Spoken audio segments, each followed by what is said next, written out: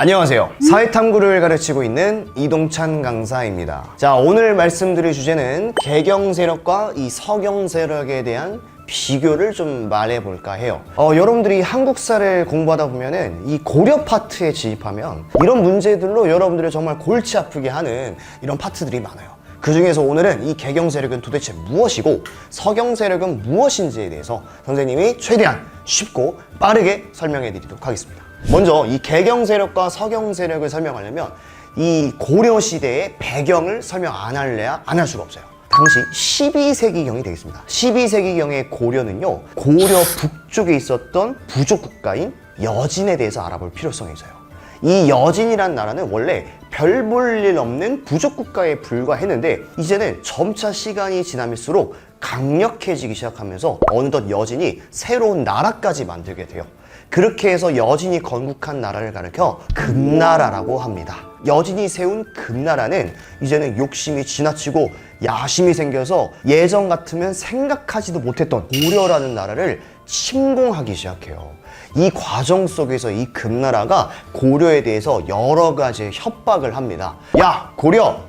너 이제 좋은 말 할 때 우리한테 4대 관계 맺어. 안 그러면 전쟁이야! 라고 협박까지도 해요. 당시 고려 정부는 힘을 쓸 수가 없는 상황이라서 결국 금나라의 4대 관계 요구에 굴복하게 됩니다. 자, 이게 바로 12세기경의 대표적인 고려의 시각이었어요. 근데 중요한 부분은 몇몇 인물들은 이러한 금나라의 4대 관계 요구에 대해서 철저하게 반대하고 오히려 금나라를 정벌하자고 주장했던 세력이 있었어요.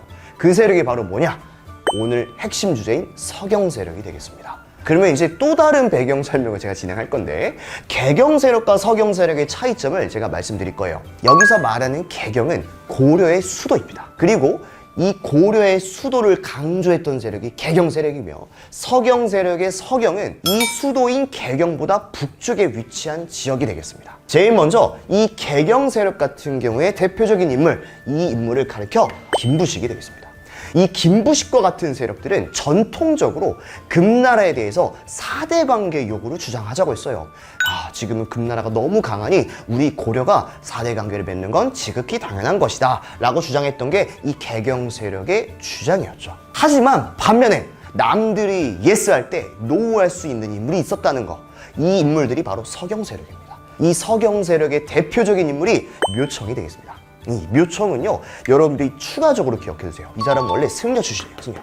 이 금나라의 4대 관계를 좋아했을까요? 싫어했을까요? 금나라의 4대 관계는커녕 오히려 금나라를 정벌하자라는 굉장히 개혁적인 주장을 하게 됩니다. 반면에 이 개경 세력의 김부식은 변화를 싫어해요. 그렇기 때문에 우리 고려의 힘은 아직까진 체제 유지의 힘을 써야 돼. 따라서 우리는 아직은 금나라에게 무슨 관계?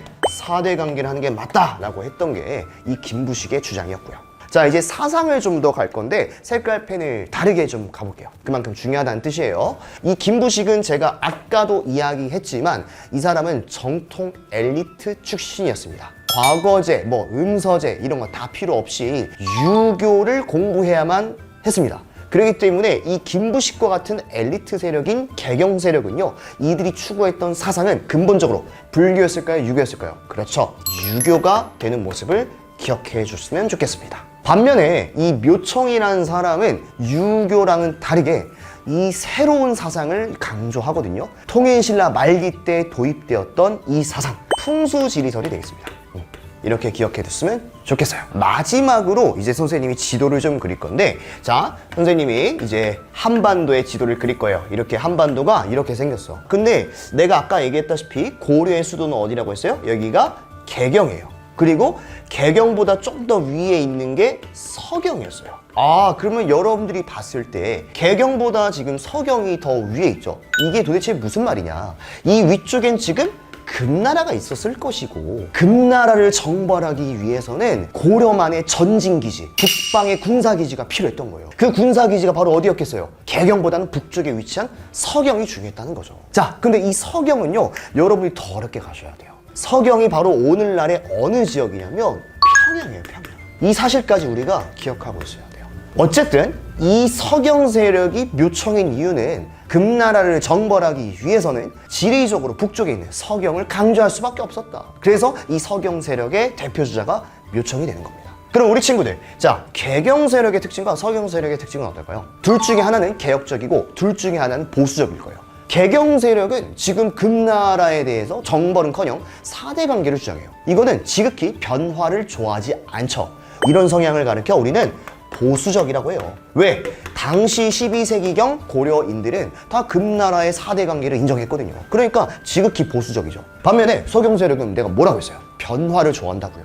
금나라를 사대하는 게 아니라 오히려 정벌해야 된다니까요. 이러한 서경 세력의 성격은요, 개혁적인 성격이라고 기억해두면 좋겠습니다. 실제로 이 서경 세력이, 즉 묘청을 중심으로 서경촌도 운동이 일어나게 되었고요. 이 과정에서 개경 세력과 한판 붙습니다. 그 결과 이 묘청의 서경촌도 운동은 안타깝게도 성공하지 못하고 결국 개경 세력이 진압을 하게 되는 결과죠. 한국사에서 이 개경 세력과 서경 세력 중에 특히 묘청을 강조하는 이유는 12세기에 대다수의 고려인들이 금나라의 4대 관계를 주장했음에도 불구하고 이 묘청과 같은 세력은 자주적인 성격을 가졌기 때문이 아닐까 싶습니다. 여러분은 공부하다가 어려운 문제나 혹시 물어볼 것이 있다면 언제든지 주저하지 마시고 연락 주시기 바랍니다. 감사합니다.